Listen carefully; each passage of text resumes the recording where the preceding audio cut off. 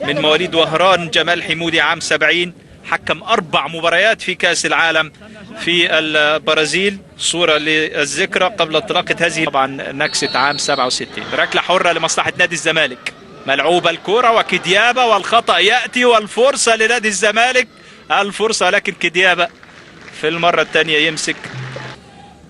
ركلة حرة ملعوبة داخل منطقة الجزاء، فرصة خطيرة وابو جبل يا ولد ينقذ. هذه الرقابة الدفاعية الغائبة جدا في هذه اللقطة.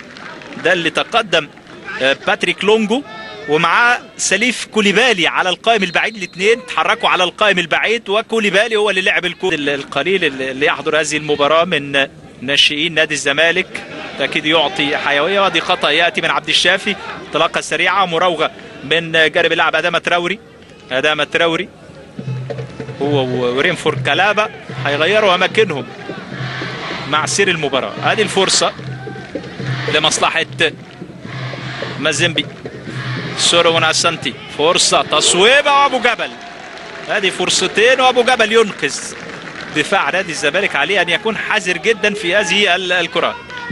شفنا حماده طلبه كان امامنا على الصوره، ضغط غائب على حدود منطقه الجزاء. وادي العائد من إصابة طويلة مبوانا علي سماتا، لاعب العمر 21 سنة. مبوانا علي سماتا تنزاني، لاعب جيد جدا. فيتا طبعا كان فاز على الزمالك بهدفين مقابل هدف وحيد. الزمالك هيلاقيه بعد هذه الجولة في القاهرة عن في مصر. وادي كرة عرضية خطيرة خطيرة خطيرة مش ممكن، ولكن هناك راية وتسلل. عمر جابر فتح لعب لمصطفى فتحي وكرة عرضية على القائم البعيد، فرصة خطيرة راسية مش ممكن يا كابتن عبده صالح الوحش رحمة الله عليه.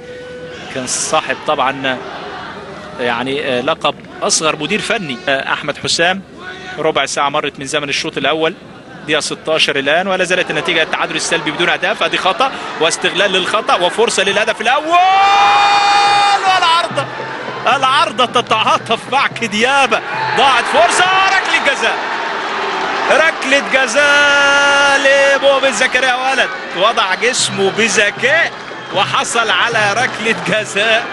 ودي فرحة طبعا أعضاء مجلس إدارة نادي الزمالك. الكرة كانت من المفترض أنها تكون هدف من الأول لنادي الزمالك. هذه طبعا يعني بذكاء يحصل مين؟ أحمد علي على ركلة جزاء. أحمد علي يحصل على ركلة جزاء.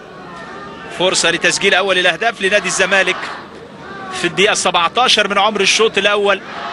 والجماهير يعني تبتهل الآن من أجل أن يسجل أحمد علي أول أهداف نادي الزمالك في مرمى كديابة، في مرمى تبي مازيمبي.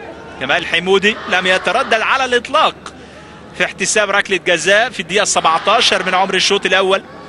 هيتصدى لها أحمد علي. اسماعيلي يعني هو البدايه كانت في نادي اسمنت اسيوط، والاسماعيلي لعب فتره على سبيل الاعاره لطبعا نادي الهلال السعودي والان في نادي الزمالك.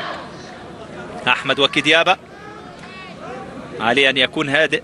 احمد كديابه حارس طبعا عمره 38 سنه. احمد علي وكديابه، يضيع احمد علي وادي فرصه من جديد مش ممكن. لعبها جبل، هيلعب ركلة المرمى. تعادل سلبي بدون أهداف في هذا الشوط. نأمل في أن نشاهد أهداف لنادي الزمالك في الشوط الثاني. صافرة نهاية هذا الشوط أعزائي مشاهدي متابعي قنوات بين سبورتس في كل مكان. تأتي الآن من جانب الحكم العربي المونديالي جمال حمودي. استراحة قصيرة ونتحول بعد الفاصل إلى الزميل أحمد فؤاد.